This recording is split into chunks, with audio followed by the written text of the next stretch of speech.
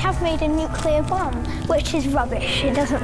It's more of a dynamite, a more powerful dynamite than a nuclear bomb.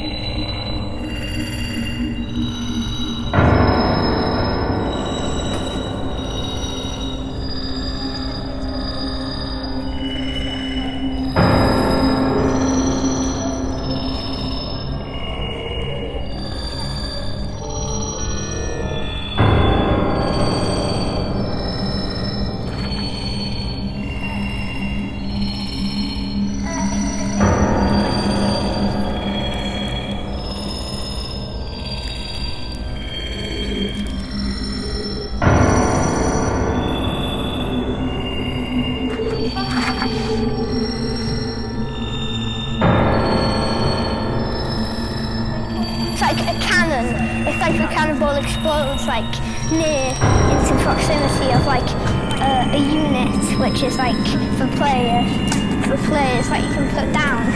If you say a cannonball explodes close to them but not close enough that it will send them back, but it won't actually. It might do some damage, but it won't actually kill them. Or sometimes a cannonball will just throw them into the stratosphere.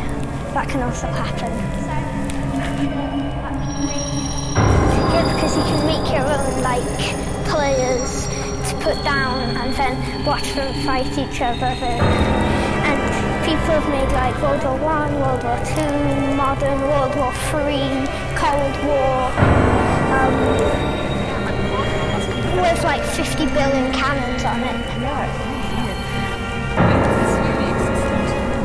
I mean, I don't think, but he did sketch it, Da Vinci and stuff.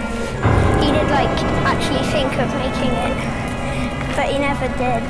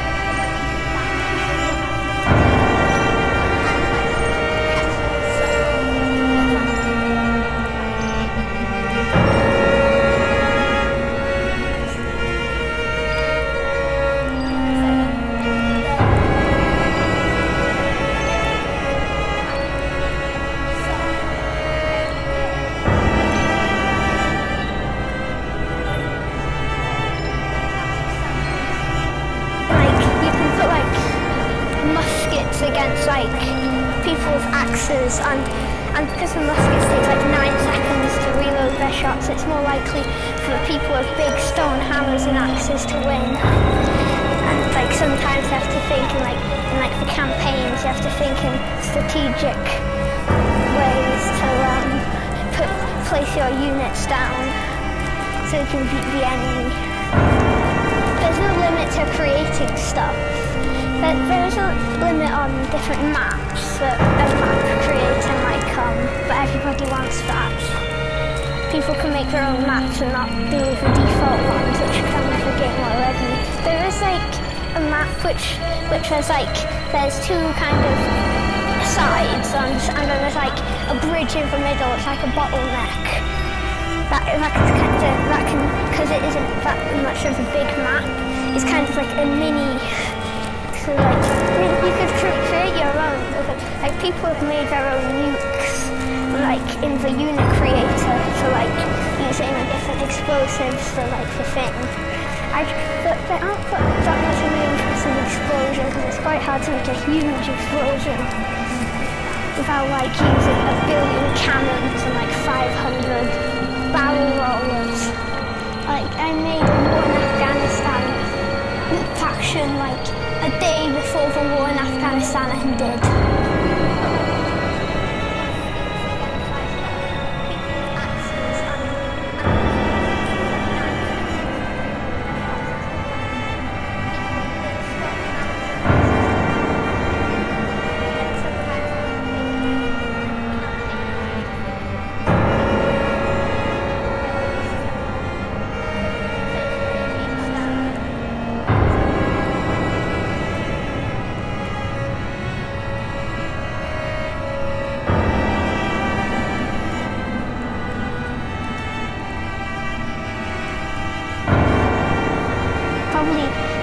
Before the unit creator came out and people were just modding the game, so like some kind of like super weapon or facsimile made, or like a giant cannon, or like a Pak-88 or it's a Flak 88. It was a World War II German artillery, and it was supposed to be like an anti-tank or anti-aircraft gun, but then Owen Rommel found out that it was really good against planes and stuff. So like a multi-purpose anti-tank, anti-aircraft gun. I mean, the closest thing to make an aeroplane is, because like all the things in the game you can use from the vanilla game, so without the unit creator and stuff. And also from Landfall's other games, Landfall's made totally accurate battle simulator. It's like Tab G, which is totally accurate battlegrounds, which they made, so like lots of stuff like that. From that you can use it. Yeah.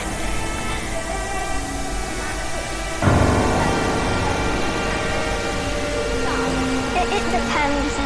There's not really like actual kind of like time for every single one, because like all the different units, they have their downsides and upsides. So like the king has a big sword and quite a lot of health, but is taller, so can be overwhelmed by hobbits. Yeah, because he can't hit them when they're like pulling his ankles with his big sword.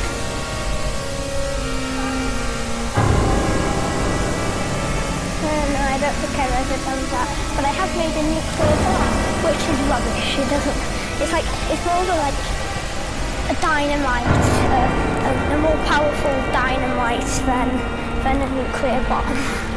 Because the things that Tabs gives to the Battle Simulator gives you is that they're quite limited in explosives, so it's quite hard.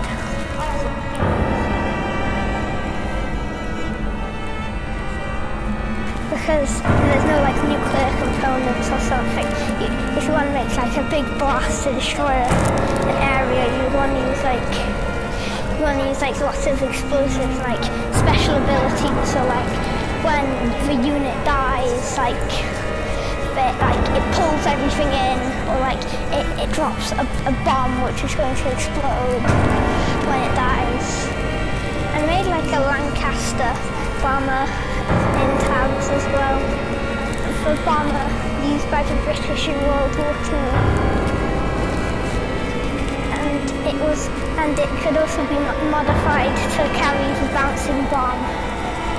And then like they dropped the bouncing bombs, and like they had spotlights on the bottom of their planes, and when the spotlights hit the same place when they converged, they had to drop the bombs there, and they had to be lower than 60 feet as well. They had to be very low in altitude. While also being blasted by flak guns. It's a bomber, and you could modify it to have the bouncing bomb.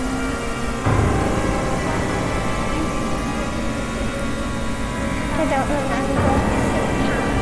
But what I do remember is that so when one of the people in the cockpit, when they dropped the bomb, after they dropped it, they said that there wasn't a single person in the cockpit who wasn't timing it on their watch or counting it down.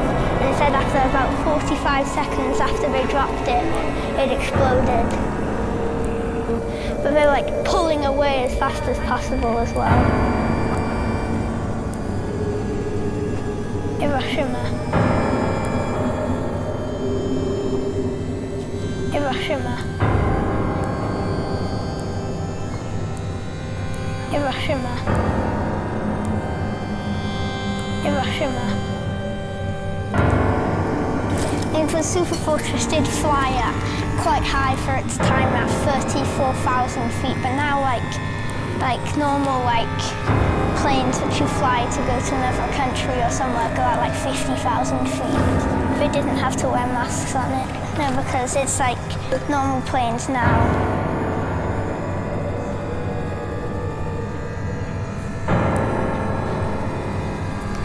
You have the B-17 and I'm pretty sure the B-17 and the B-29 were Boeings, because the Boeing B-29 and the Boeing B-17. Little Boy was more thin, and then Fat Man was all circular. The Fat Man was it had the implosions, there was a plutonium core surrounded by stuff. So it was more of in a circle shape. Little Boy was a gun type, so uranium-235 would be launched at really high speeds along the thing, and then it would hit another piece of uranium-235 and start the nuclear fusion, and then it would explode.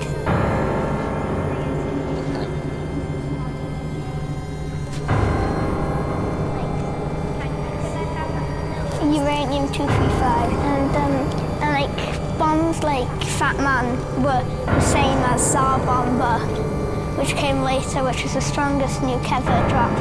It was by the USSR. It would be 100 megatons, the Tsar Bomber, if they used a uranium-235 tamper on it. But they used a lead tamper, so it didn't have a lot of fallout with the lead tamper, and also reduced it to 58 megatons.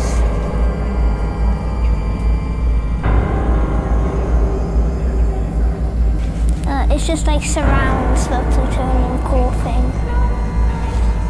They dropped it on an island above Russia, which they used for testing bombs, and other countries like Denmark and Sweden and Norway were angry because some of the people's houses' windows got blown out.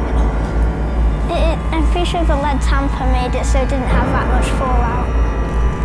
And at the explosion site, it's completely scorched. I feel it would definitely be smaller because it would have... Chernobyl? Yeah, because I feel it would have destroyed a decent amount of Pripyat if it was bigger than to stop the contamination, so it wouldn't make it extremely radioactive on the ground.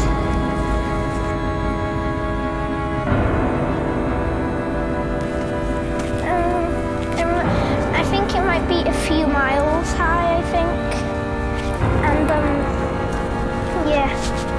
Even Fat Man, it exploded off course, but it still did a lot of damage. Because I don't think they managed to get it on target correctly, but it still did quite a lot of damage.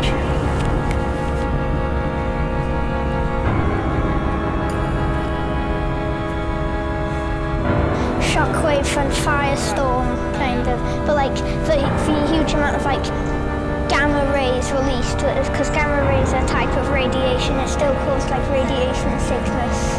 I think they just wanted the radiation not to the fallout not to seep into the ground and stuff. Of the Americans in the Manhattan Project.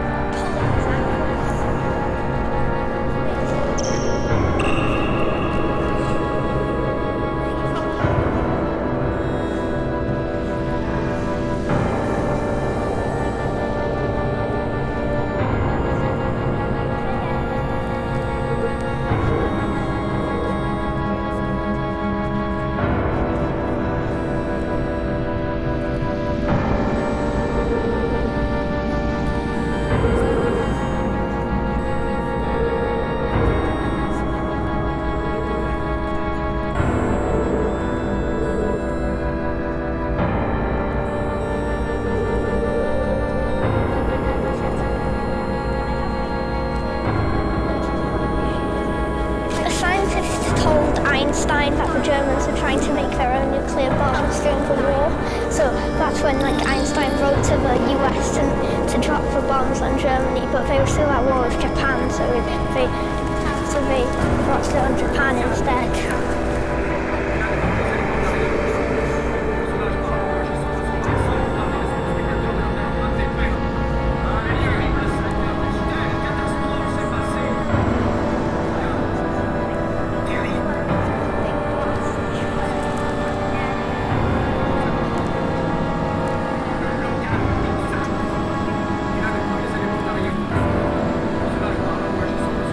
MC squared is basically the whole nuclear thing, and he didn't mean for anybody to die in his things, but that happened. They used nuclear reactors because nuclear reactors made plutonium.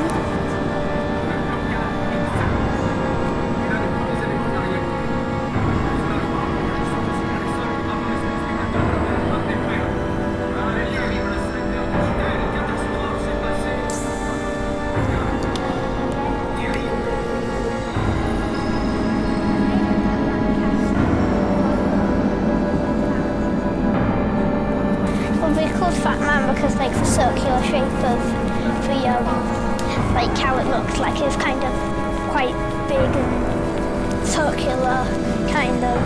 Then the boy was quite thin, and they weren't the first nuclear bomb to be detonated. The first one was a test in the New Mexico desert. It was the Trinity test, which because the scientists were pretty sure that the uranium one was going to work, but they weren't sure about the plutonium one, so that's why we tested it. Trinity, it was called the gadget, but it was called the gadget because it wasn't covered in casing, it was loads of wires and stuff. They were developing the bombs at that point, but the plutonium one, they weren't sure if it was going to work, so that's why they did the Trinity test. And you can still visit where it is now and you can see the bottom of where the pole where it was dropped from. And you get the average dose of a normal American there of every day in every hour, so a little bit over average radiation. So imagine your daily dose of radiation every day in an hour. So the daily dose of radiation is like, it's just from the sun, so it isn't a lot at all. Every day, like, so every like amount of radiation you get from the sun every day, no, it wouldn't be risky at all. But you can't take samples from because when it exploded, like the immense heat like made the sand turn into this glass which turned green and stuff. And they sold it as like a thing because they didn't believe it to be radioactive. But it's forbidden to take samples from there now. Also, it's in the middle of the desert as well.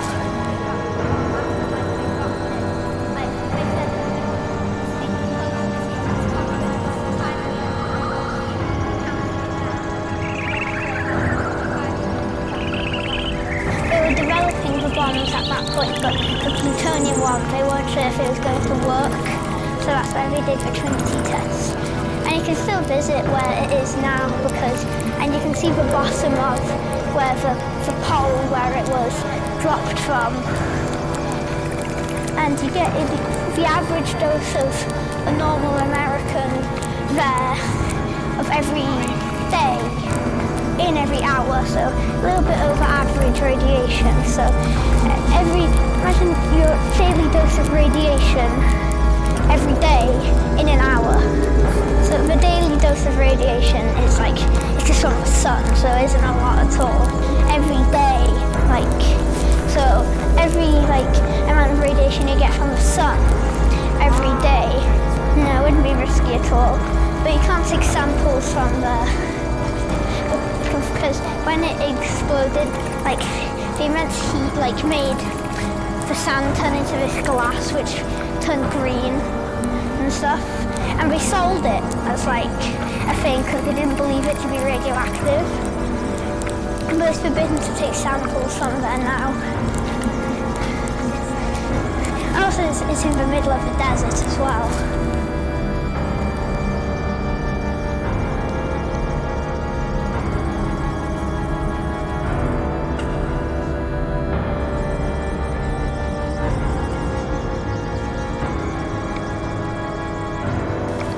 I'm pretty sure Little Boy was green. But they would have it on like a kind of wheelbarrow thing. They would have it like those things that like you pull behind you like a shopping cart, but it's stretched out. And like it wouldn't be harmful at all, like transporting it, because like it wouldn't detonate. It wouldn't detonate when they wanted it to detonate and stuff.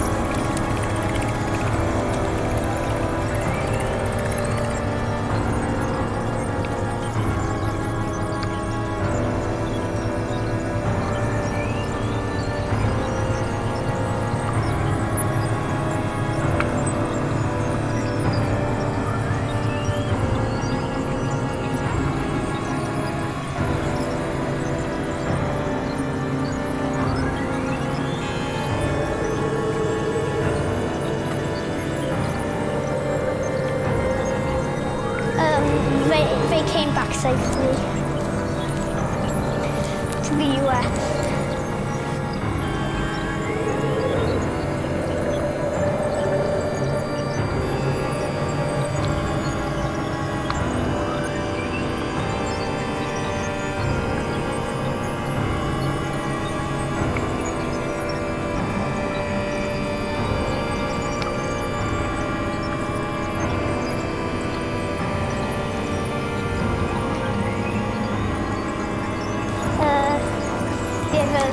The most notable one is like the strongest nuclear bomb ever detonated, which was the Tsar Bomba, which means king bomb. So yeah. There's lots of big things in Russia, like the Tsar cannon, which is a giant cannon. It is because it was sort of the strongest bomb ever detonated. And it was detonated in 1961. But it was wasn't a practical weapon because they had to modify a Tu-4 bomber plane to fit it, and the pilots barely escaped as well.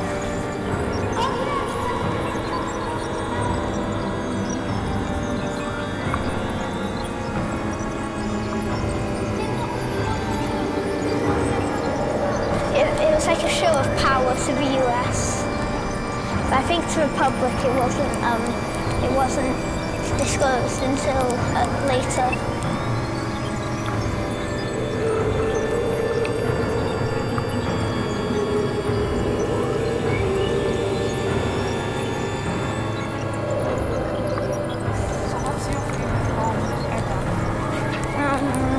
Castle Bravo. It's the American one, which is called Bravo, and it's part of the castle tests. And it released 15 megatons when they thought it would release 5 megatons because the high amount of lithium-6 and lithium-7 made it skyrocket in the atmospheric test that it was. I think it was an atmospheric test, and I'm pretty sure they had it pre-built, it wasn't dropped from a plane or anything, I don't think.